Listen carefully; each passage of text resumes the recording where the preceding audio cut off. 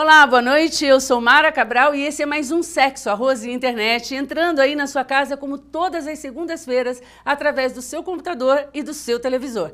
Sempre trazendo uma novidade para você. A semana passada tivemos um homenageado de peso, o Morandini esteve aqui com a gente, você acompanhou e eu prometi que nessa semana eu faria um programa diferente dos moldes normais do Sexo, Arroz e Internet. Você que me acompanha tem 5 temporadas, sabe que o Sexo, Arroz e Internet até discute política. Até conversa sobre ela. Eu até boto lá o meu pitaco, como cidadã que sou, a respeito de tudo que está acontecendo na nossa cidade, no Brasil e no mundo, politicamente. Mas tem uma coisa que o Sexo, Arroz e Internet ainda não tinha feito e eu queria te convidar para, junto comigo, executar hoje de uma maneira bem tranquila, bem leve. Sabe o que é? No governo anterior, aqui da nossa cidade, nós tínhamos figurinhas muito conhecidas da mídia. Pessoas que a gente cruzava na rua, que a gente via na televisão, que a gente sabia quem era. O governo Nogueira chegou, mudou todo o secretariado, trouxe uma luz, um golpe de vida nova para o secretariado e muitos deles ainda não fazem, não coadunam na nossa mente a imagem que tem, o rosto que tem, com a fala que tem, porque nós os ouvimos no rádio, vemos rapidamente nos programas de televisão, mas a gente ainda não está completamente familiarizado com esse secretariado. Então, sabe o que eu fiz? Com a ajuda dos seus assessores, eu trouxe esses secretários, 3 deles, e vou colocar sentado aí na sua sala. Para quê? Para que você e eu, juntos, aprendamos um pouco mais sobre o governo Nogueira e mais. Saibamos quem são essas pessoas que, a meu ver, pelo menos para mim, da noite para o dia, viraram o poder das pastas correspondentes às nossas necessidades mais básicas na nossa cidade. Então, vem comigo, porque o programa de hoje, logo de cara, já vou te apresentar o meu primeiro convidado, que muito me honra, doutor Sandro Scapellini, que ocupa a pasta da saúde, claro, você já sabe. Doutor, muito obrigado por ter aceitado o meu convite, por estar aqui no Sexo, Arroz e Internet comigo. Boa noite, Mara. Eu que agradeço a oportunidade de estar aqui com você, seus telespectadores. E na oportunidade já quero agradecer ao Hélio, que foi quem intermediou esse meu convite e fazendo as vezes que eu já disse para ele. Diz a ele que eu estou convidando o secretário, mas me interessa o doutor Sandro. Seja bem-vindo. À frente dele eu tenho uma figurinha já, nossa, prata da casa, na verdade.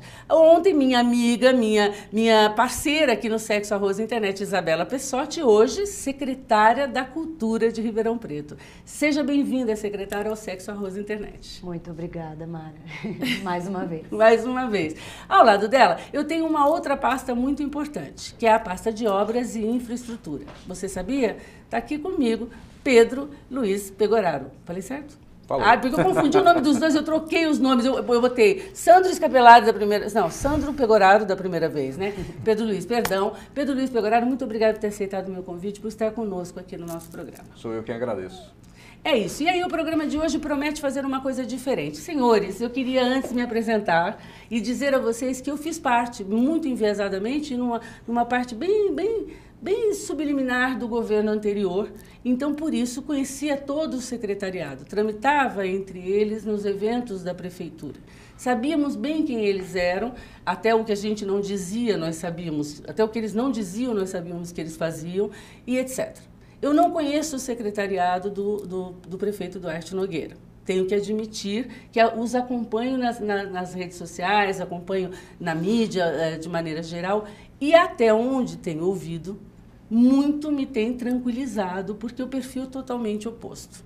Então, já que me apresentei, agora eu queria saber um pouquinho mais. Doutor Sandro, médico, obviamente, responde pela pasta da saúde. Qual é a sua formação profissional, doutor?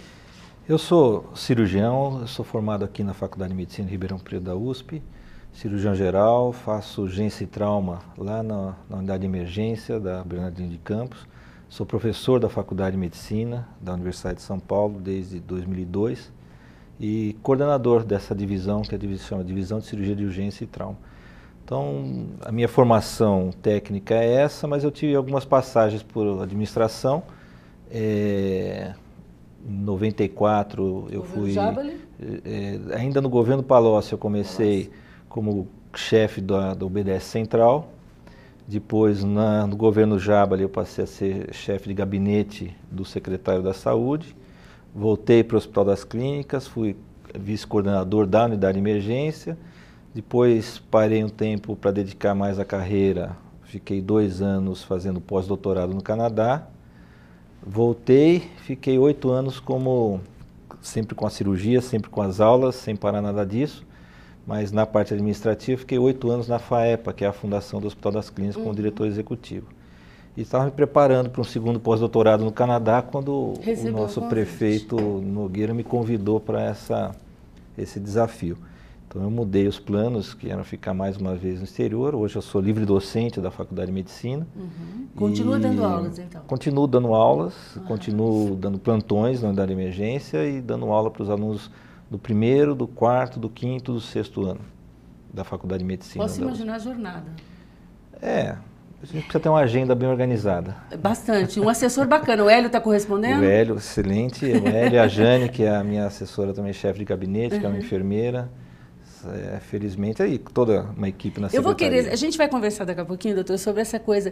E você me deu um prato cheio, né? Porque entre o Canadá e a Secretaria da Saúde em Ribeirão Preto, a gente vai querer saber um pouquinho mais sobre isso, com certeza. Isabela Pessotti, sua formação, eu sei que você é uma excelentíssima bailarina, toda vez que mencionam, dizem, é a bailarina mais importante e melhor dessa cidade. Mas a sua formação? Eu sou cientista social, sou especializada em ciência política, mas nunca deixei de dançar, então o treino, ele é de dedicação de no mínimo 6 a 8 horas por dia, então isso me consumiu bastante nesse período de formação. Tenho especialização em método Vaganova, que isso dentro da dança tem especificidades, né, métodos diferentes. O final da formação foi no Teatro do Cárcano, Itália, depois voltei para o Brasil, continuei a faculdade, continuei atuando. Na cidade eu trabalhei nos centros culturais. Porque é uma ativista... Vou restringir só o que... Conto mais da cultura na cidade e hoje ocupa a pasta. Atuando em movimentos, né, sociais e culturais da cidade, os coletivos. Já fui membro do Conselho de Cultura em várias versões desse conselho. E trabalhando na administração pública, às vezes indiretamente, né, através dos centros culturais ou dentro da própria secretaria, em outro cargo, em outra função. E agora, com essa missão. Com a missão de secretária da Cultura. Muito bem, a gente já volta aí, porque você também trocar os palcos pela secretaria é uma coisa que me gera muita curiosidade. Eu quero saber mais a respeito. Eu sei que você não para. Aí, Pegoraro, porque assim, gente, claro que quem está em casa já reparou, eu reuni 3 das pastas mais problemáticas de um município, né? Que é a saúde, a obra e a infraestrutura e a cultura. Isso porque só tenho 3 convidados, senão a educação estaria sentada aqui conosco seguramente, né? Seguramente. A sua formação, como é que a obra surgiu na sua vida? Bom, a minha formação, como aqueles que já me conhecem, eu sou oficial da Polícia Militar, sou coronel da Polícia Militar. Desenvolvi minha atividade profissional basicamente na cidade de Ribeirão Preto, na administração de segurança da cidade. E também dentro da própria organização eu me preparei para a questão administrativa, né? Fiz alguns cursos, mestrado e doutorado profissional dentro da instituição de segurança pública. Também na área de gestão de cidades, como gerente de cidades, do curso da FAAP, pós-graduação. Que é muito reconhecido. Exatamente. Né? E também na questão jurídica, que eu sou bacharel em Direito pela Universidade de Ribeirão Preto. Eu acho que os senhores devem estar pensando assim, mas por que a Mara, quantos meses já temos de governo Nogueira? 6 meses? 6 meses. 6 meses ela ainda está nos apresentando, isso está no site. Eu mesma ali, confesso, fui lá no site ler. Porque, na verdade, o que nós aqui do lado de cá do poder, o que a gente fica imaginando é assim, como é que será que o prefeito escolhe o seu secretariado? Será que quando ele ganha a eleição, já está todo mundo assim, já teve reuniãozinha, todo mundo já sabe o que vai ser o quê? E a gente tem essa curiosidade de saber. Você sabia que você ia amanhecer secretário da Saúde? Não. Na verdade, durante a campanha e da outra campanha, eu tinha dado algumas sugestões, ele tinha me chamado, entre outros médicos e profissionais da área da saúde, e algumas reuniões tinha dado algumas sugestões. Depois, no período de transição, também tinha me convidado para participar como membro de uma equipe de transição, e aí durante a transição que foi feito o convite. Ah, tá. Então, houve uma insinuação disso, então? Não, nós temos vários nomes na cidade, ali no grupo do prefeito tinha vários nomes que poderiam assumir a pasta e Então não tinha nada combinado de antemão ou antes da eleição. Isso foi muito interessante do ponto de vista do prefeito Nogueira, é que ele não prometeu nada para ninguém, que eu saiba. Não mesmo? Não prometeu nada para ninguém, muito menos para mim, com certeza não prometeu nada. Convidou para participar, e eu participei de algumas reuniões, dando o meu ponto de vista do sistema de saúde de Ribeirão Preto, a experiência que eu já tenho na cidade e fora da cidade também, por ter sido também consultor do Ministério da Saúde por algum tempo, por também ter participado de pós-graduações aí do ponto de vista de administração pública em saúde. Ele se sentiu... E ele me convidou para dar sugestões, sem nenhuma conversa prévia. Na verdade, o dia que ele convidou, ele convidou. Isso foi já em dezembro. A resposta foi pronta? Sim, aceito? Ou não, vou pensar sobre o Canadá? Eu tinha que Gente, justificar para minha esposa, né? Porque ela já tinha comentado. Ah, tinha a patroa tinha que mandar também. Mas ele precisava de uma resposta rápida, então eu só conversei praticamente com meus colegas, uns padrinhos, inclusive com a própria diretora da Faculdade de Medicina, com o superintendente do hospital, que eu precisaria do apoio deles para poder, inclusive, ter um afastamento temporário da faculdade. Mas foi no mesmo dia. Foi no mesmo dia. Como é que vocês entenderam? Porque por conta desse tipo de nomeação, eu vou chegar na Isabela, porque a Isabela vem chegando num segundo momento da Secretaria da Cultura, né? Que já foi ocupada, a pasta já foi ocupada por um outro secretário, que foi a primeira escolha, mal colocadamente, foi a primeira escolha do prefeito. Mas, por nomeações como as suas, por exemplo, e de muitos outros, o que se dizia na cidade, quando fizeram a revelação dos nomes do secretariado, era um secretariado de elite. Né? Como é que vocês recebiam? Vocês ouviram isso? Que era um secretariado... como é que eu posso dizer? Tinha uma palavra que eles usavam muito. Acho que a palavra mais utilizada era foi técnico e de elite, que tinha uma coisa assim, era uma coisa bem técnica, é verdade. A palavra que eles usavam muito era isso, mas eu escutava muito também de elite, porque de elite no sentido de capacitação, né? de tecnicidade mesmo de cada um deles. Vocês sentiram essa pressão de que desse diferencial do outro governo? A minha pergunta, na verdade, mais honesta, Pegoraro, é a seguinte. Nós estamos vindo de um governo que nos encheu de vergonha. Né? Não só de vergonha, nos encheu de um monte de outras consequências que até agora estamos colhendo. De repente, essa mesma cidade os convida para ocupar pastas que no passado deixaram máculas horrorosas. Não assustou? Assim, assusta pela dimensão... Tem treinamento de guerra, né? Tem treinamento militar, ele tem treinamento a militar. A dimensão que as coisas têm na cidade de Ribeirão Preto, elas são grandes, né? São uma cidade de 700 mil habitantes, é a 7ª cidade do estado. Né? Então, realmente, os números, as condições, elas são realmente de impactar. E, maiormente, a questão de infraestrutura, né? Que a cidade vinha, assim, infelizmente... dentro de um processo que foi sendo deixado muita coisa a ser feita. E nós tínhamos que buscar retomar essa condição.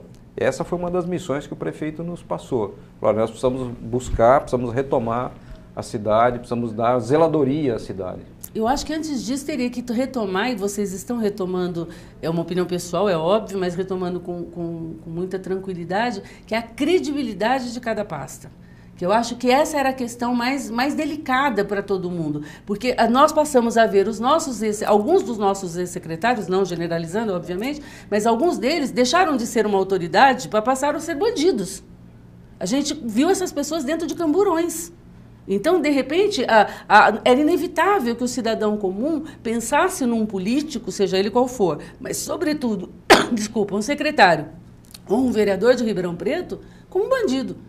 E aí, como se tem credibilidade de que essa pessoa vai resolver alguma coisa? Sobretudo na área da saúde, sobretudo na área de obras e infraestrutura, e não alcança a cultura, porque, na verdade, a cultura continua. Quero saber, Isabela, vou fechar esse bloco perguntando, a cultura continua à margem ainda do nosso governo municipal? Eu acredito que não. A abordagem que tem se dado à cultura é da mesma relevância das outras pastas, por conta da vontade de trabalhar transversalmente, apesar de ainda ser o orçamento ínfimo, né? Mas ainda é o menor orçamento do município. Ainda é o menor orçamento, mas ela não está à margem. Ela perde para o turismo, Existe não perde? o reconhecimento da importância da cultura enquanto pasta em relação às demais.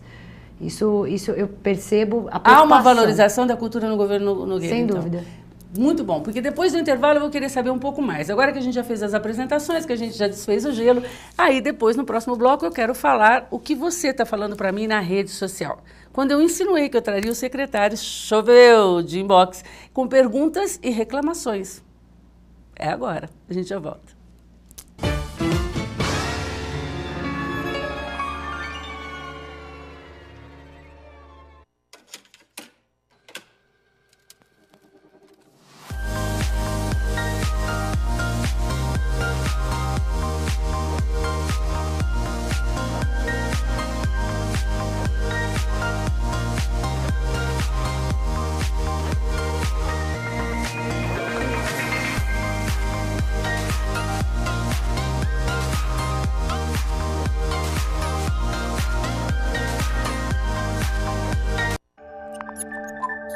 TV Mais, paixão por Ribeirão.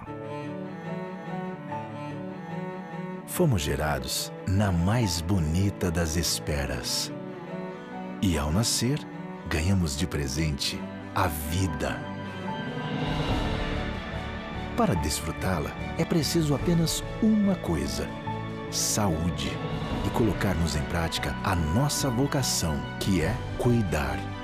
Hospital Unimed Ribeirão, um marco na saúde de todos nós. Aqui sempre rola um assunto surpreendente. Sempre tem convidados preparados para debater os mais variados temas. E uma apresentadora que dispensa comentários. Segunda é dia de sexo, arroz e internet, com Mara Cabral, ao vivo, na TV Mais, às 8h30 da noite. TV Mais, paixão por Ribeirão.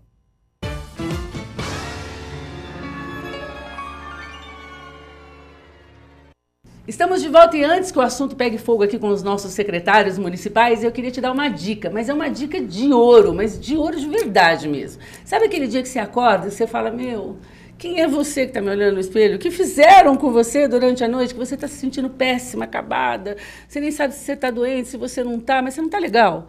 Sabe o que você precisa? Dar uma repaginada. Você precisa melhorar de fora para dentro.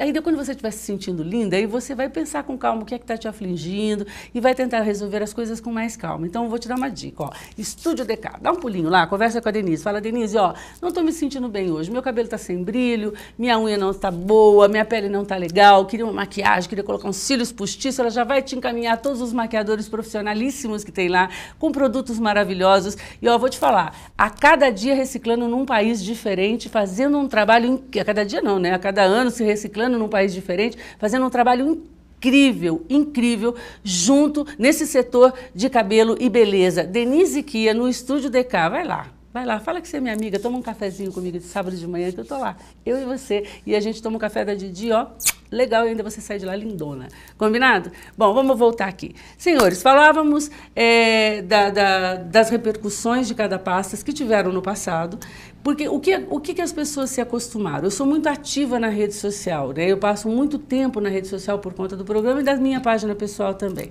O que nós ouvíamos no final do governo passado era constatações de que nós estávamos autorizados a fazermos as reclamações que fazíamos.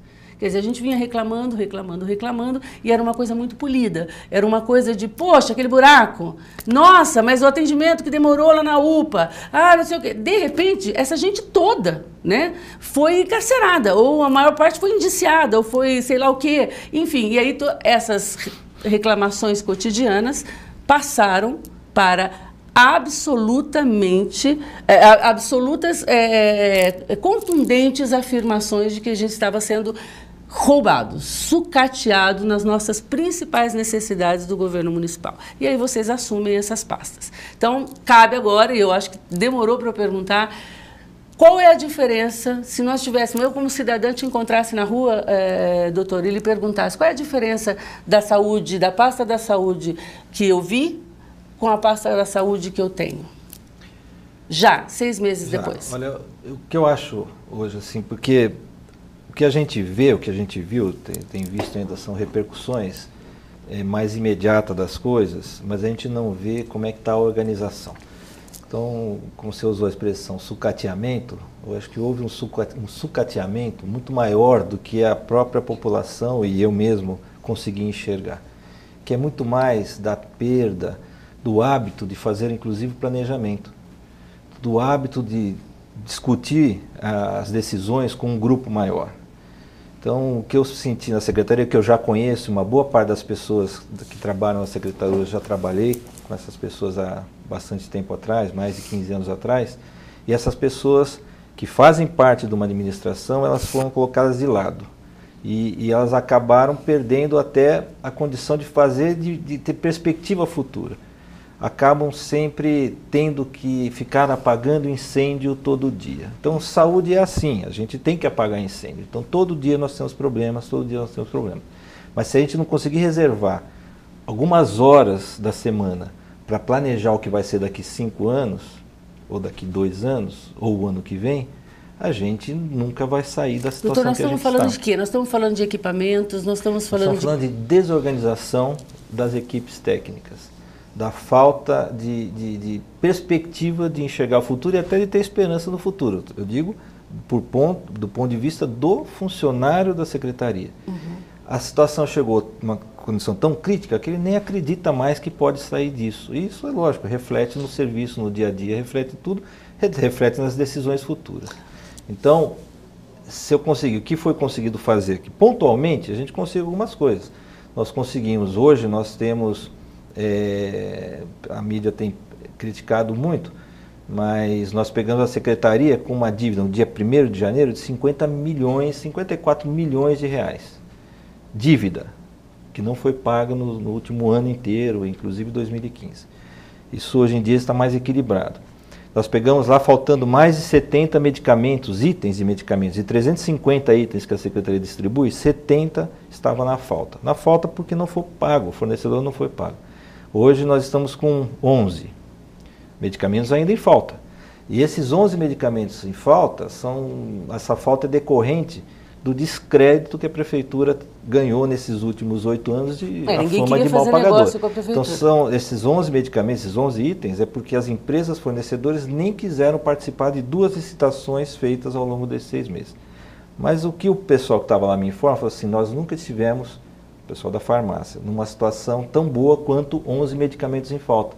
Porque nos últimos 7 anos nós nunca ficamos com menos de 20, 30 medicamentos em falta continuamente. E a própria a população toda se acostumou com essa dificuldade e no último ano em particular, eu acho que desmontou tudo. E aí ninguém reclamava mais, porque reclamar para quem? Você está falando do funcionalismo? Estou falando da população como um todo. Agora começou a reclamar de novo. Mas não, eu discordo. Então, a gente reclamava sim. Isso a gente reclamava sim, só que reclamava com impropérios. Antes a gente se poupava um pouquinho. Agora, isso é o ponto de vista pontual. Então, corrigir uma falta de medicamento é uma coisa pontual. O maior problema da Secretaria da Saúde hoje, do ponto de vista sistêmico, é exatamente o que foi comentado há pouco, do que nós fazemos em termos de atenção básica de saúde e do que nós fazemos de pronto atendimento, por exemplo. Então nós fazemos... Estabelecer uma diferença. Não, nós fazemos 50% do que é preconizado pelo Ministério de atenção básica, consultas preventivas na Unidade Básica de Saúde. Então nós fazemos metade do que seria preconizado para a nossa população de atenção básica e fazemos 5 vezes mais atendimentos de pronto atendimento na UPA, no pronto atendimento, do que é preconizado pelo Ministério. Então nós invertemos a lógica. Ao invés de a gente ir procurar saúde, a gente só vai lá quando a gente está tendo algum tipo de doença. E isso a gente só fica de um ponto de vista curativo, a gente não consegue chegar, a gente nunca vai melhorar a qualidade de vida das pessoas, se a gente mantiver essa lógica. Como é que muda isso, doutor? Porque isso aí é um aspecto cultural, não vai ser numa gestão... Exatamente, é um aspecto cultural e tudo que é cultural é mais difícil, né? Então isso não se faz Isabela? Isso não se faz com... Ele acabou de confessar que a sua pasta é mais difícil. Nossa, isso a gente não faz com canetada. Isso a gente não faz com decisões unilaterais. Mas também não faz com decisões impopulares. E a gente não faz isso do dia para a noite. E não faz com decisões impopulares. Agora, a melhor maneira de fazer isso é a gente conseguir mudar o polo de atração. Porque hoje o polo de atração está justamente, eu vou lá no pronto atendimento, que demora 4 horas, mas eu sou atendido. E se eu vou na unidade básica de saúde, vou marcar uma consulta para daqui 3 meses, isso não me interessa. Então, ou a gente muda essa lógica, e por isso passa outros aspectos, não só do tempo de espera, mas da qualidade do atendimento, do acesso, da qualidade das unidades básicas de saúde. Porque você constrói um hospital que parece que tem um monte de tecnologia, e às vezes tem mesmo, ou constrói uma UPA com granito no piso, e quando você vai na unidade básica, a unidade é feia, embolorada, né? E então nós temos que inverter o polo, porque não dá para obrigar as pessoas a fazerem o contrário. Nós temos que mostrar para ela que é melhor fazer lá. E aí, talvez, em 3, 4, 5 anos, a gente faça aquilo que a gente ouve nos últimos 40 anos, que não se fala em outra coisa nesse país, a não ser que a gente tem que investir em atenção básica, que a gente tem que investir em saúde da família. Doutor, isso não é um plano de governo mesmo? A senhora acredita realmente nisso que o senhor está falando? Se eu não acreditasse nisso, eu não estaria tentando fazer isso na secretaria, porque não tem outra alternativa. Nós não temos outra alternativa. Se essa fosse uma campanha, então agora essa seria a sua promessa, é isso? Olha, de campanha? Eu não penso do ponto de vista de campanha, estou pensando do ponto de vista técnico. Vamos olhar os países do mundo que resolveram o seu problema de saúde. Vamos pegar a Inglaterra, vamos pegar o próprio Canadá, a França, o que eles fizeram? Eles fizeram isso. Não é à toa que lá as pessoas com 80 anos podem usufruir da cultura, para ir no teatro, mesmo no inverno pesado, vai lá no teatro no sábado à noite, na sexta à noite, saem, conseguem, porque elas têm um padrão, uma qualidade de vida, de ponto de vista de saúde, muito melhor do que a nossa população. Deixa eu ver se eu entendi. Quando você falou logo no começo que inicialmente teria que mudar o planejamento, o problema maior era de planejamento, então deixa eu ver se eu entendi qual é a ideia. A ideia é, vamos cuidar da gestão da coisa agora, para que os problemas hoje, que são só aqueles que a população realmente vê, porque a população não está preocupada em saber quanto que a secretaria está devendo, o secretário, só me desculpa, eles nem querem saber isso. Para eles tanto faz, está devendo, o problema é de vocês que não pagaram, né? Não é nosso. O que eles querem saber, eu vou dar um exemplo meu, eu me feri com um quadro de ferro na minha casa, perfurou a minha mão, imediatamente me veio aquela coisa de que tem que tomar a vacina imediatamente por causa do tétano, não sei o quê. Eu falei, gente, preciso tomar. Todo mundo na rede social falava que eu precisava tomar, eu saí atrás disso. Andei em todas as UPAs que o senhor pode imaginar nessa cidade. Não conseguia, em nenhum lugar tinha. Essa vacina só é disponibilizada pelo serviço público, até onde eu entendi. Aí, sabe onde que eu fui tomá-la? Só para encurtar o assunto? Lá em Bonfim Paulista. Nós temos mais de 45 unidades de saúde que fazem essa vacina. Não precisa ir na UPA, não precisa ir antes de chegar lá, eu fiquei 6 horas ali na 13 de maio. Isso, lá na UPA da 13 de maio. Esperando para dizerem que não tinha. Tá, aí quando eu pego aquela fila das 6 horas, agora, pegou uma fase que estava sem vacina porque não tinha dinheiro para pagar, provavelmente, porque mas vacina não falta. 6 horas antes. Agora, naquela fila... Né? É o sistema. Naquela fila de 6 horas... Tem muita gente que está com problema dermatológico que devia ter resolvido há 6 meses atrás. Tinha criança que estava com algum problema de asma, que descontrolou, mas que se tivesse fazendo atenção básica não teria descontrolado.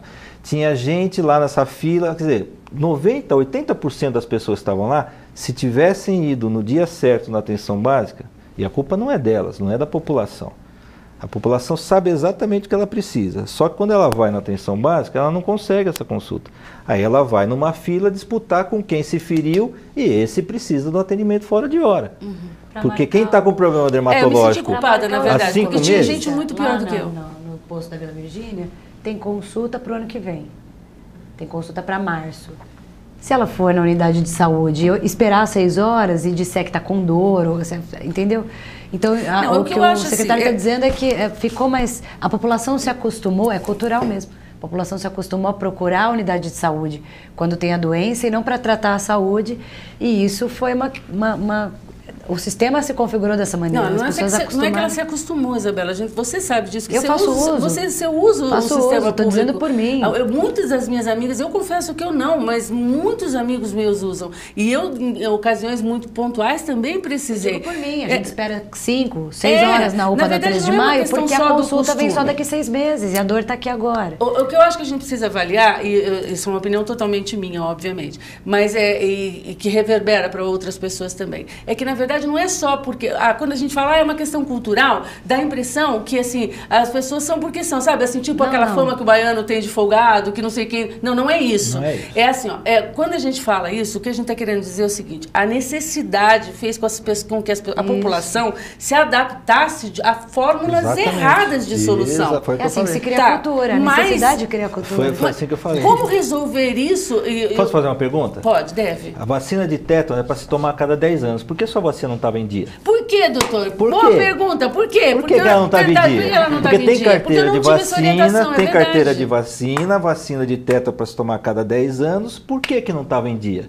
Porque se o problema era ir lá tomar vacina... Eu nem sei se não estava em dia, porque eu nem tinha carteira. Mas então é cultural. Agora, o problema é o seguinte, eu concordo, a cultura, foi o que eu falei, a saúde acabou proporcionando esse tipo de visão da própria população.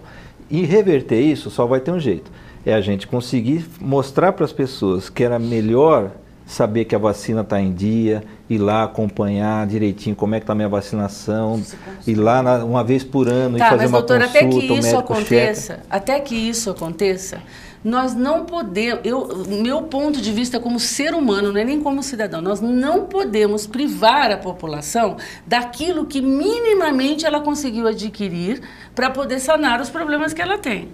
Então, assim, não tenho dúvida disso. A gente está entrando nessa questão outra aí da dissolução da UPA, não sei de onde, para construir não sei o que do governo de Estado, essa conversa toda que os jornais estão explorando até, que é essa decisão, que é uma decisão impopular do nosso prefeito. Né? Impopular do ponto de vista popular, quer dizer, a população não está satisfeita com ela. Tenho dúvida sobre essa afirmação. Ótimo, vamos falar disso. Dúvidas, eu sinto que a frente popular que foi criada é uma frente sindical muito mais do que uma frente popular. Agora, do ponto de vista técnico, não vai mudar nada, porque hoje nós temos 4 unidades de pronto atendimento e nós vamos continuar tendo 4 unidades de pronto atendimento, só que mais uma unidade de especialidade. Então não diminui absolutamente nada o número, a oferta de atendimento para a população, muda da onde está hoje o central para a região de maior população, que é a região oeste da cidade, que tem a maior população. Doutor, mas qual é a necessidade disso? Por que ele simplesmente não pega a verba que está destinada para isso e constrói logo de uma vez no lugar? Porque não foi nem o prefeito que fez isso, a proposta foi minha. É porque uma obra vai demorar 3 a 4 anos para se fazer, uma obra de 2.500 metros quadrados. É verdade, Pegoraro? Uma obra nesse porte demora isso tudo? É complexo, o sistema é bem complexo, a forma de construção. Desculpa ter interrompido, mas essa é uma pergunta que eu queria muito fazer. Sabe por quê? Porque a cada 15 dias eu estou indo de São Paulo para Ribeirão. Quando eu chego, eu vejo prédios que nasceram da noite para o dia, espigões cresceram ali. Por licitação, né? Pela 8666. Então nós estamos falando das dificuldades do serviço público na construção dessas obras. É isso, doutor? Então, só uma licitação de um projeto executivo numa obra dessa, a licitação demora uns 4 meses, 5 meses, se tudo correr bem. Um projeto executivo para ficar pronto demora de 8 meses a 1 ano. E uma obra vai custar de 2 anos e meio a 3 anos, se tudo correr lisinho, sem problema nenhum. A gente tem que ir para o intervalo comercial. Ai, meu Deus, eu vou ter que trazer esses convidados todos na semana que vem. A gente já volta, não sai daí, porque a próxima bola eu vou passar para o Pegoraro, porque eu quero falar daquele seu velho conhecido, aquele que está na esquina da sua casa, sabe? Virando a esquina? Pois é, os buracos da cidade de Ribeirão Preto. A gente já volta.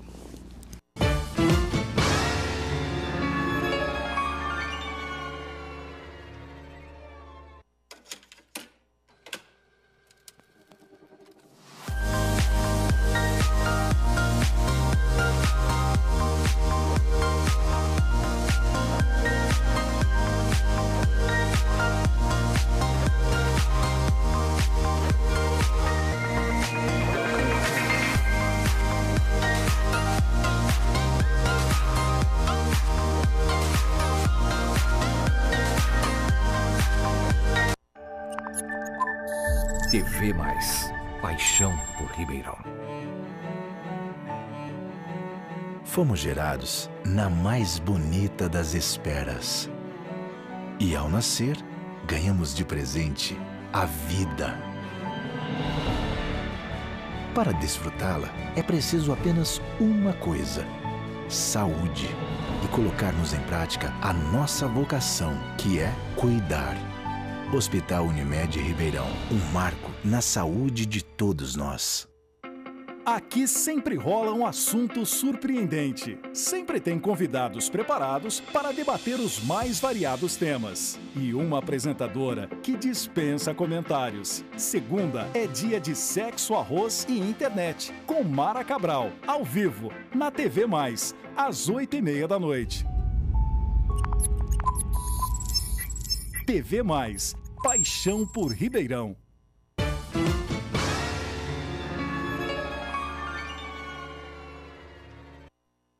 Estamos de volta e, ó, é claro que a conversa continua aqui. Já já eu conto para vocês tudo que a gente falou nos bastidores, tá bom? Antes eu preciso te dar uma dica.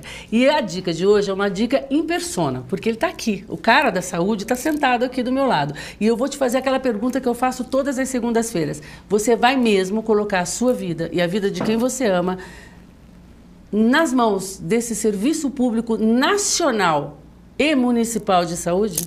Vai mesmo? Você vai confiar nisso? Você não quer mesmo ter um plano B? Alguma coisa no meio do caminho para te ajudar a pelo menos dar um bom atendimento para sua família, estar segura e tranquila de que você está fazendo o melhor por ela? Então, ó, não tem jeito. Se você mora em Ribeirão Preto, você precisa de um plano. E esse plano é o que eu tenho, que o Sexo, Arroz e Internet tem e que a maioria dos cidadãos de Ribeirão Preto tem. Falta você e a sua família. Unimed. A Unimed Ribeirão Preto vai te dar um hospital inteirinho, feito, pensado, ecologicamente pensado para você, com profissionais de primeiríssima mão e vão te atender com o maior carinho do mundo, com uma tecnologia de ponta e mais. Vai te dar a responsabilidade, vai dividir com você a responsabilidade de dizer que você ama as pessoas que estão sob os seus cuidados. Bacana, né? Então a minha dica para você hoje é a Unimed. E a gente fica aqui, como sempre dizemos todas as segundas-feiras, uma torcida maluca, para que o Serviço Público de Saúde dispense qualquer outros tipos de planos de saúde, que ele venha a atingir as necessidades mais básicas dos nossos cidadãos. Combinado? Então vamos voltar aqui. Pegoraro, eu quero saber de você agora, porque assim, os buracos dessa cidade são verdadeiras personalidades. Elas já tiveram todo tipo de notoriedade. Eles já foram pintados, eles já foram pichados, eles já foram tapados pelos próprios cidadãos, eles já tiveram promessas de secretários da pasta, tiveram promessas de pessoas que eram nada a ver, tipo donas de revistas que assumiram a pasta dizendo que em tanto tempo tampariam todos os buracos da cidade. E sabe o que eles fizeram? Os buracos, porque eles têm vida própria, eles se multiplicaram. A cada dia nascia um diferente. E aí, hoje, o que nós vemos, o que nós sabemos, é que existe uma promessa do nosso prefeito de que essa situação mudaria. E aí, para mudar essa situação, ele nomeia você, posso chamá-lo de você, né? Perdão. Com treinamento militar para resolver esse problema, com essa invasão de buracos. Me diz o que está sendo feito, pelo amor de Deus, me diga que até o final do ano nós não temos mais buracos na cidade. Olha, eu gostaria muito de dizer isso, mas eu estaria fazendo uma afirmação falsa. Nós temos muita dificuldade, a cidade, quando assumimos, tinha uma perspectiva de 50 mil buracos. Esses buracos... Alguém contou? Era uma estimativa que havia durante o período de transição. Foi feita uma avaliação disso aí. Desculpa, mas é que é engraçado. Era uma avaliação em razão das ruas e da quantidade de buracos que tinham por ruas, né? Nós temos, só para você ter ideia, nós temos 1.500 quilômetros de via pública pavimentada na cidade de Ribeirão Preto. Essas vias públicas, elas têm uma duração aí de média de 15 anos, entre ruas de maior movimento e ruas de menor movimento. E se nós formos colocar isso no passado, há quanto tempo que isso não vem sendo refeito? O asfalto tem que ser refeito. Há 10, 15 anos ele começa a deteriorar por si só. Asfalto, porque o que vinham fazendo não era uma pavimentação. Ele se deteriora com o tempo. Então teria que ter sido feito já vindo, né, de algum tempo, a recomposição completa do asfalto, coisa que nós estamos fazendo agora. Temos um programa que até o final do ano já fizemos 25 quilômetros de reposição de asfalto novo. Temos até o final do ano mais... O que é mais... reposição? É tapar os buracos? Não, a reposição que nós estamos falando, o recapeamento, é a colocação de uma camada de asfalto por cima de tudo aquilo que existe. Nós fazemos uma regularização, tiramos todos os buracos e colocamos uma camada de 3 centímetros de massa asfáltica nova em cima. Não é aquela que esfarela quando a gente passa com o carro e espirra pedrinha para todo lado, não, né? É camada de asfalto novo, completamente novo. E algumas coisas já estão sendo realizadas. Nessa semana estamos terminando uma etapa lá no Jardim Bela Vista, ruas que estavam realmente deterioradas. Existem muitas outras que estão ruins na região, mas essas estavam piores. Então nós temos que pegar aquilo que estava pior. Esse está sendo o critério? Exatamente. Do pior para o melhorzinho. Porque não tem para o melhor, né? Do pior para o menos pior, é isso? Menos pior. Tá. Então nós estamos pegando essas ruas que estavam realmente deterioradas e estamos recapeando, colocando vida nova para essas ruas. Muitas outras ainda virão. Nós temos até o final do ano mais 120 quilômetros que nós vamos fazer de recapeamento na cidade. Por que você, a sua pasta, nesse governo e esse governo conseguem fazer isso e o outro não conseguia? Graças a um esforço muito grande que o prefeito está fazendo em buscar essas verbas. Né? Então nós estamos conseguindo, já temos 32 milhões de reais para esse tipo de trabalho, entre verbas federais, de emendas parlamentares, verbas do Estado de São Paulo, do programa Desenvolve São Paulo. Então todas essas verbas que o prefeito tem ido buscar, tem ido atrás, correndo, para disponibilizar para que a gente possa então pegar todo esse dinheiro e colocar na recomposição da nossa malha asfáltica. Eu vou fazer uma pergunta meio indigesta, assim, ó. Na verdade, não é meio desconfortável você assumir uma pasta com tamanha, assim como o doutor Sandro, assumirem pastas com tanta potencialidade literalmente de realizar obras, né? E ficar tapando buraco? Porque essa é a promessa do governo todo para essa pasta, ou não? Veja bem, acredito que grande parte seria isso. Primeiro, porque isso é o que mais estava prejudicando a cidade, a zeladoria dela. A cidade estava sem zelador, ela estava destruída. Então nós estamos buscando aos poucos recompor tudo isso, devolver essa zeladoria para que possa entrar num ritmo de manutenção e pensar em crescer. É evidente que nós temos que primeiramente atacar toda essa dificuldade. E a dificuldade maior foi realmente e é a questão do buraco. Nós estamos buscando isso a todo dia. Nós, pelos cálculos que nós já fizemos em utilização de massa asfáltica, nós já conseguimos fazer 30 mil buracos na cidade de Ribeirão Preto. Nós colocamos no piso de Ribeirão Preto 50 toneladas de massa asfáltica por dia, tampando os buracos da cidade. Porque eu tenho que ser bastante honesta com você, Begorado, porque eu penso o seguinte, o antigo secretário de obras, ele era muito conhecido em outras situações, por exemplo, a Stock Car, ele teve uma presença muito marcante na Stock Car, ele teve uma presença muito marcante nessa coisa, que está tendo atualmente, inclusive agora na construção da ampliação lá da Câmara Municipal, do puxadinho da Câmara que eles falam. Então, assim, a gente tinha muito essa presença, quando falava de buraco, era a infraestrutura que respondia. Sim. Né? E, em contrapartida, o que houve no governo passado? A gente viu pontes caindo, ruas sendo absolutamente destruídas por uma enchente, que disseram que não ia ter mais um alagamento, que eles disseram que não ia ter mais e teve, e um monte de outra coisa. Sabe o que resultou? Nós já não sabemos mais o que faz essa pasta. Então, eu vou perguntar o que uma pessoa normal, um cidadão comum perguntaria. O que faz a pasta na Secretaria de Obras, afinal de contas, além de tapar buraco? Não. Veja bem, nós estamos acumulando hoje 2 secretarias, infraestrutura e obras públicas. A infraestrutura trabalha exatamente na manutenção de vias públicas e a Secretaria de Obras trabalha com obras públicas. Na Secretaria de Obras nós temos várias obras que algumas já foram entregues, outras que estarão a ser entregues. Exemplo, nós tivemos a Vila Elisa, uma área que era um alagado, não tinha rua, as pessoas que tinham terrenos ali não tinham, porque estavam no meio da água. Tudo aquilo foi drenado, colocado pavimento novo, guia e calçada. Então foi entregue a Vila Elisa à Essa comunidade. É uma competência da pasta da Obras. Secretaria de Obras, estou falando de Secretaria de Obras. Tá. Secretaria de Obras ainda, nós temos o Distrito Empresarial, que está praticamente 90% dele pronto. Não iniciou no governo passado? Foi iniciado no governo passado. Eu me lembro de ter ouvido falar dele no governo passado. Conseguimos terminar e estamos licitando a energia elétrica que não estava licitada.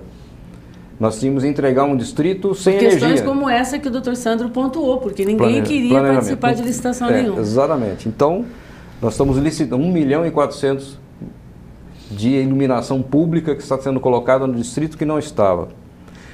Obras como o Jardim Itaú, que estava parado, foi retomado o cronograma, Jardim Itaú vai ser entregue em breve, deixa eu mês ver de se eu agosto. entendi. Além de tapar os buracos, a população precisa entender que a Obras e a infraestrutura tem centenas de outras ações ainda maiores. Então, me cabe perguntar de uma delas que muito me interessa. A estação de ônibus ali na frente da Catedral. Como é que vamos ficar com aquilo lá?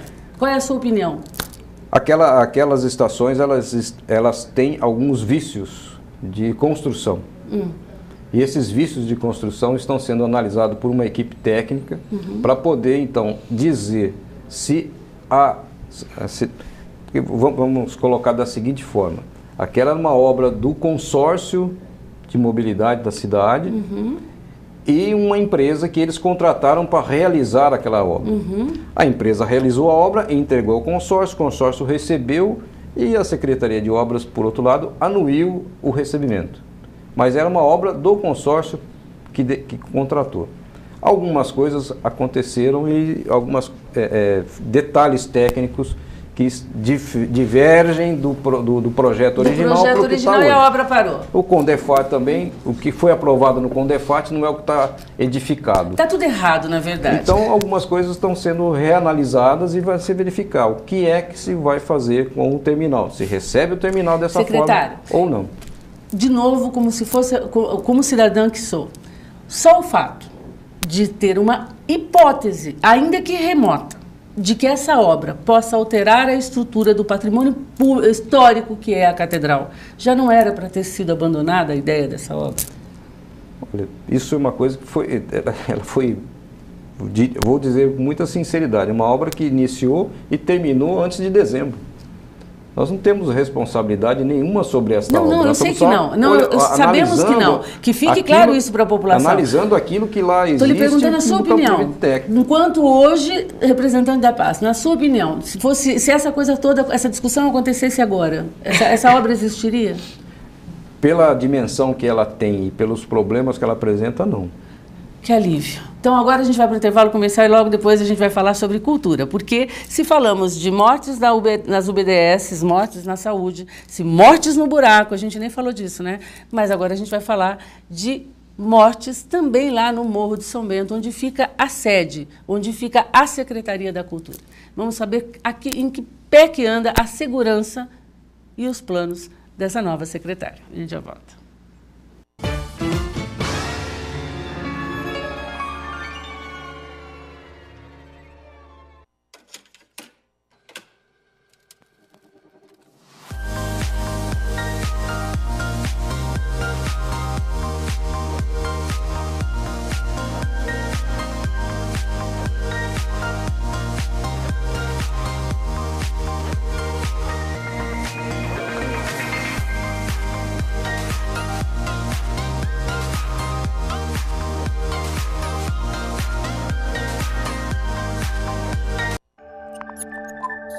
TV Mais, paixão por Ribeirão. Fomos gerados na mais bonita das esperas. E ao nascer, ganhamos de presente a vida. Para desfrutá-la, é preciso apenas uma coisa: saúde. E colocarmos em prática a nossa vocação, que é cuidar. Hospital Unimed Ribeirão, um marco na saúde de todos nós. Aqui sempre rola um assunto surpreendente. Sempre tem convidados preparados para debater os mais variados temas. E uma apresentadora que dispensa comentários. Segunda é dia de sexo, arroz e internet, com Mara Cabral, ao vivo, na TV+, às 8h30 da noite. TV+, paixão por Ribeirão.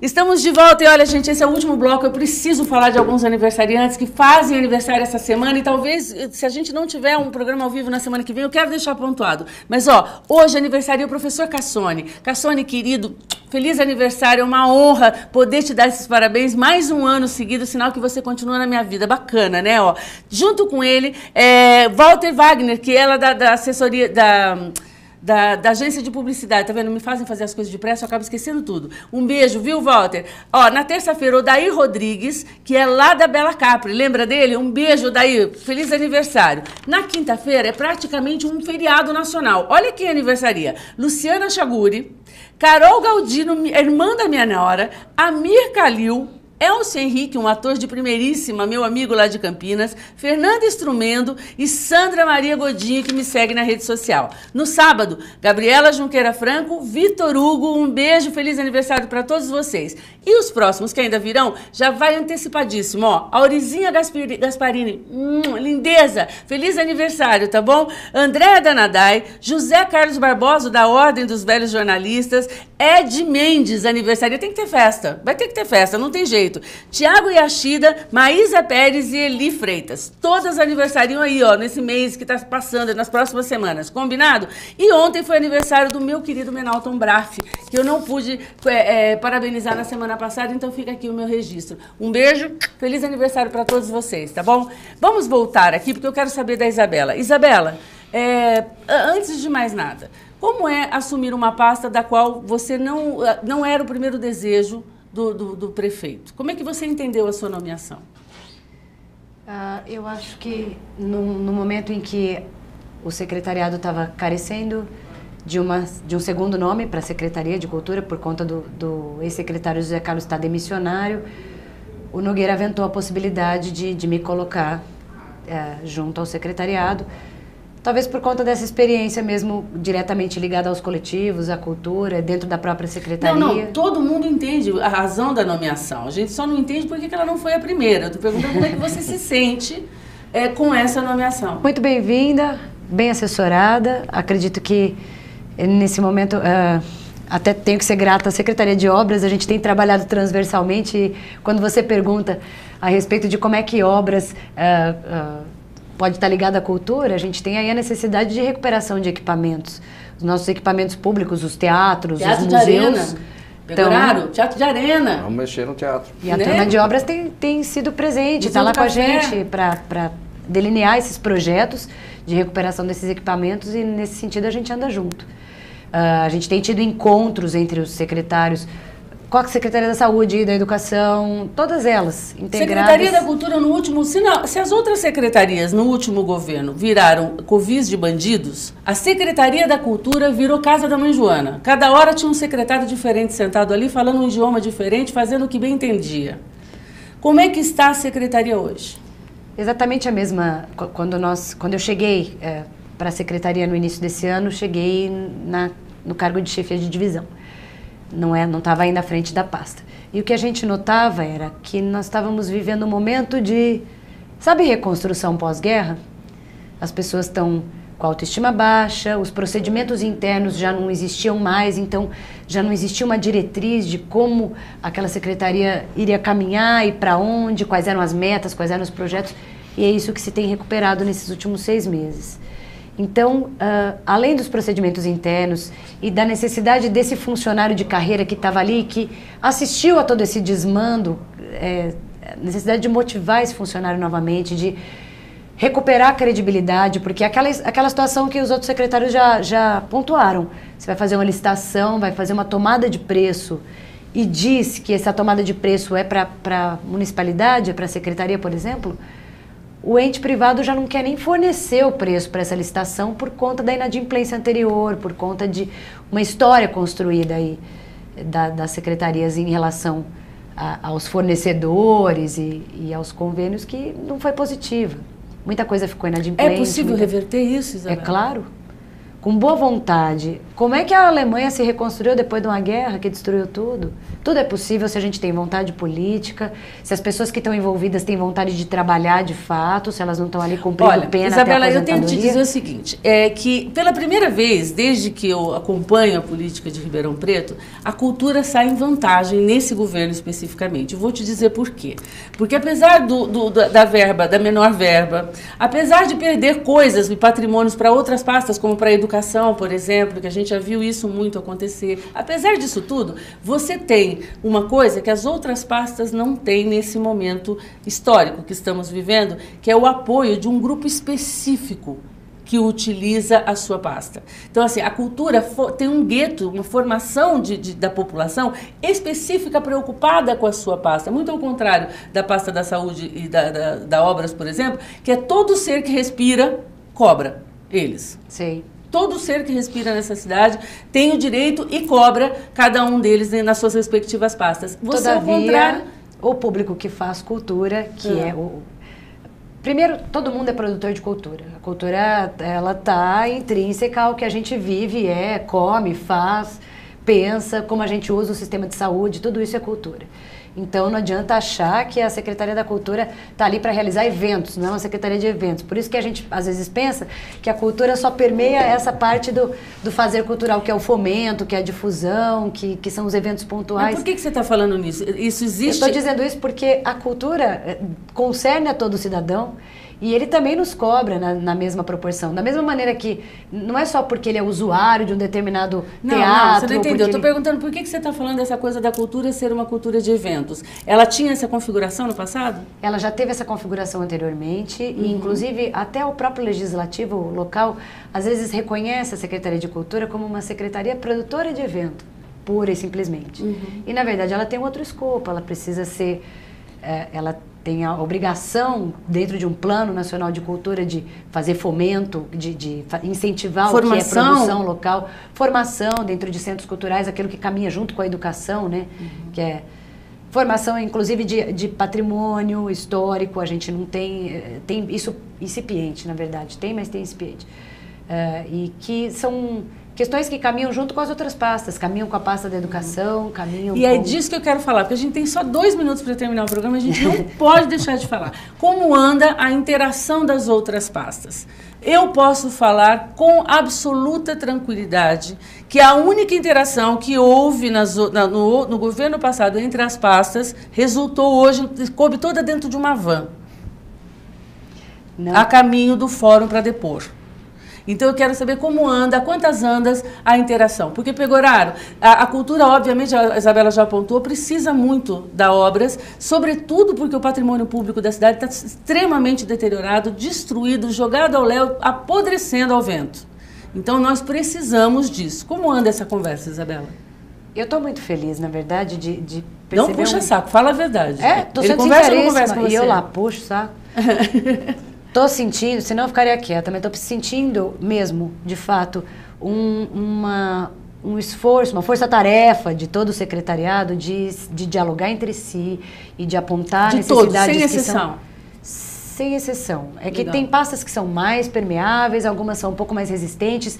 Por exemplo, tem pastas que apontam necessidades comuns de sanar problemas que são comuns à minha pasta e a de outrem, mas que não apontam solução. Então, nós temos o menor orçamento, a gente precisa pensar criativamente como é que a gente vai solucionar esses impasses. Isso me deixa muitíssimo aliviado. Eu tirei essa coisa de vocês dois se precisarem, mas eu sei que a saúde caminha junto, Sim. Porque eu quero deixar aqui um elogio ao Dr. Sandro, porque eu cansei mesmo, literalmente falando, durante o governo passado, de exaustivamente fazer críticas na minha página pessoal, no meu Facebook, a respeito da postura da Secretaria da Saúde, que respondia aos cidadãos da cidade através da coluna dos leitores de um jornal. Eu sempre achei isso absolutamente aviltante. Eu acho, é como dizer, você, além de morrer sob a minha custódia, eu ainda vou tripudiar sobre você. Então, eu fico muito feliz por ter aceitado o meu convite.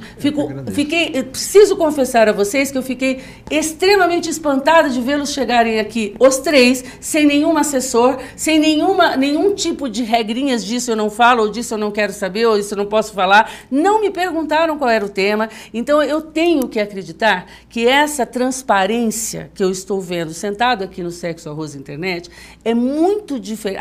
A credibilidade que eu estou depositando nessa transparência é muito diferente daquela que eu depositei no passado e me equivoquei. Porque neles eu acreditava, em vocês eu não acredito. Neles eu apostava, em vocês eu não aposto. Em vocês eu exijo, porque a gente precisa reconstruir a nossa cidade. Né? Então, eu queria agradecer profundamente pela honra que vocês me deram do programa de hoje. Quero refazer esse programa numa outra oportunidade, por favor, porque queremos falar de algumas dores. Falamos muito da coisa técnica e eu quero falar muito de algumas dores. Quero falar das mortes que aconteceram nas UPAs e que isso repercutiu de uma forma extremamente sensível para a população. Quero falar das mortes que os buracos da cidade causaram. Mas já que não falamos, que era a promessa de ambos de que isso não vai mais acontecer. Com certeza. Estão trabalhando para isso. É isso. Isabela Pessotti, a cidade te deseja muita sorte e espero que mesmo com o bonde andando, que você consiga colocar a cultura nos trilhos e que você conte a história da nossa cidade a partir do glamour que ela já teve um dia e não da vaidade que a moveu até o outro dia. Combinado? Um beijo. O Sexo, Arroz e Internet fica por aqui. Eu tenho certeza absoluta que você hoje estava aqui, ó, sentadinho junto comigo. Vamos combinar? Me manda uma lista das coisas que você quer saber mais a respeito dessas secretarias e a gente produz um novo programa, tá bom? Fiquem com Deus. Até a semana que vem, se Deus quiser. Se não estivermos ao vivo, daqui 2 semanas estaremos. Mas a gente se encontra, certeza. Até lá, a gente se vê.